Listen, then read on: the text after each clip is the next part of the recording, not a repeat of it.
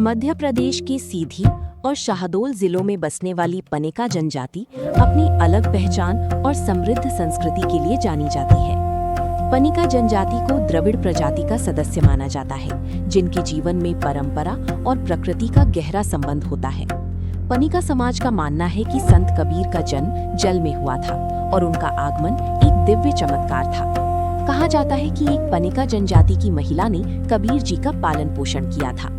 इसी कारण पनिका समाज का बड़ा हिस्सा कबीरपंथी है, जो निर्गुण भक्ति और सादगी में विश्वास रखता है। पनिका समाज का एक अन्य वर्ग सकट पनिका कहलाता है, जो देवी देवताओं की पूजा करता है। ऐसा माना जाता है कि पनिका जाति पृथ्वी पर सबसे पहले कपड़ा बुनने वाली जातियों में से एक थी। आज भी कई पनिका परिवार बुनाई का काम करके अपना जीवन चलाते हैं। मध्य प्रदेश के कुछ जिलों में पनिका जाति को अनुसूचित जनजाति तो कुछ स्थानों पर अन्य पिछड़ा वर्ग माना गया है।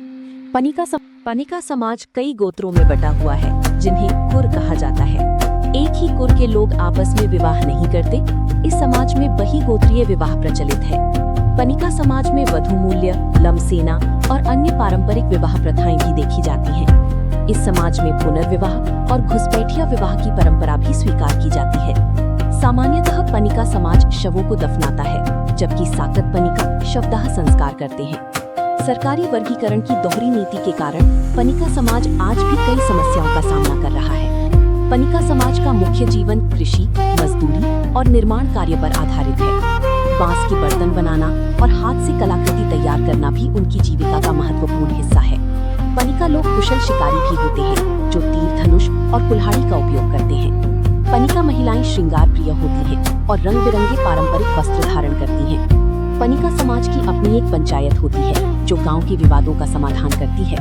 पनिका जनजाति की अपनी एक विशिष्ट सांस्कृतिक पहचान और लोक परंपराएं हैं। हिंदू धर्म के प्रभाव के साथ पनिका समाज सूर्य, हनुमान, दूल्हादेव और अन्य देवी देवताओं की पूजा करता है। अपनी परंपरा, मेहनत और सांस्कृतिक विरासत को संभाले हुए पनिका जनजाति आज भी मध्य प्रदेश की एक अनमोल पहचान